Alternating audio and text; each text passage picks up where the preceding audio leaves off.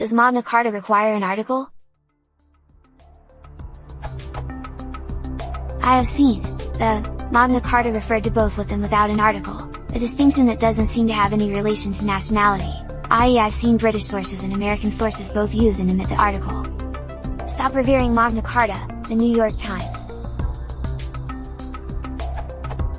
Through Coke's treatises, Magna Carta traveled across the Atlantic.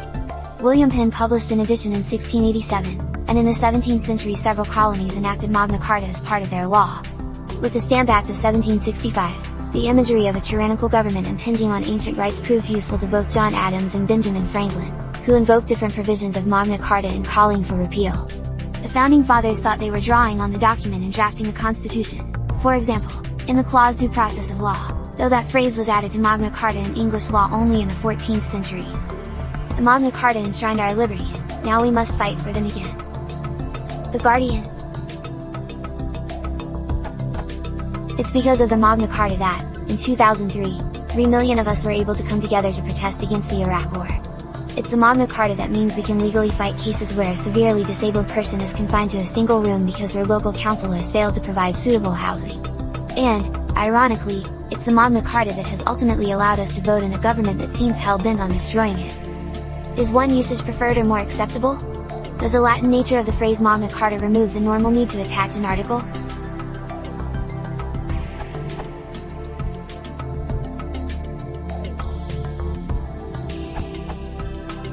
The funny thing about the definite article is that it is used differently in America, AmE, than in England, BRE. In general, I believe BRE has a tendency to drop it, where AmE has a tendency to insert it. The most famous example is the word hospital.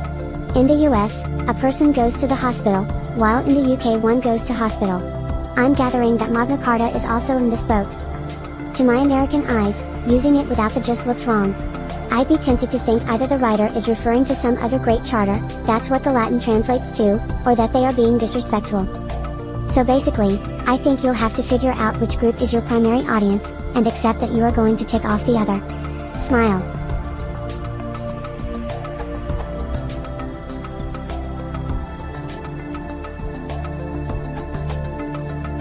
First, a baldly stated answer.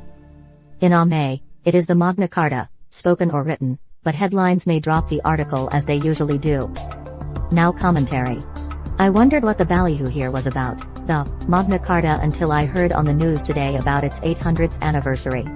From the BBC. In which the announcer talked about Magna Carta. And, I, as an AmE speaker, thought that was jarring. To my ears it definitely needs an article. That said, this shows the difficulty in making pronouncements. Maybe the announcer, or copy editor, is weird. Maybe I'm weird, maybe the professor in the interview is weird, maybe you're weird, weird equals out of the ordinary. Maybe the corpora are skewed / selected weird / use headlines mostly, etc, and maybe ordinary is very context dependent. And it seems like all the data that's been gathered so far, Google Ngram / Coca / BNC, is inconsistent. So all I have to go on is the dreaded introspection.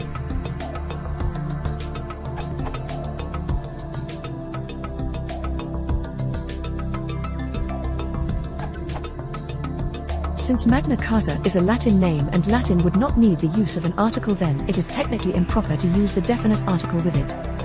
However, both seem to be acceptable in normal usage.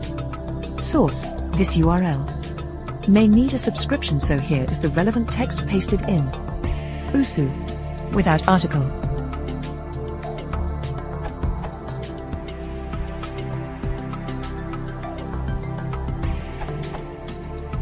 My understanding is that the use of Magna Carta is a historical convention. However, like most historical conventions, it is being forgotten and the default treatment is being applied, making it the Magna Carta. I am not sure of the rationale of that convention, but it is notable that Magna Carta is a name that only attached to the documents much later, and in any event the original, 1215, Magna Carta was swiftly set aside by the Pope, and the Magna Carta, which had legal force, and different wording, did not exist until 1255 when Henry III was old enough to sign it. So perhaps calling it the Magna Carta when you're talking about a legal document issued and reissued in many copies and versions over 40-odd years makes no sense. It's not a single document, the MC, it's not part of a group, a MC, it's just a class of things called Magna Carta.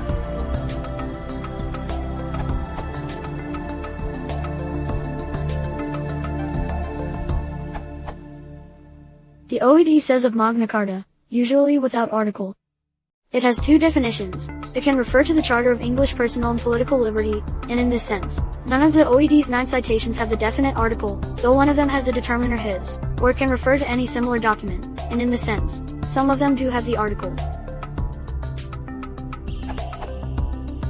Some proper nouns are preceded by an article and others aren't, and some common names such as Parliament gain a capital and often drop their article when referring to the actions of the British Parliament. Parliament has decided. The other great charters are all referred to with the definite article. So it is at least possible that the fact that Carta isn't an English word, and the fact that Magna Carta is a proper noun made up entirely of foreign words, may have discouraged the use of the historical. It is difficult to think of another great historical document or charter that is named in English without using a definite article, but it is also difficult to think of another one with a comparable name.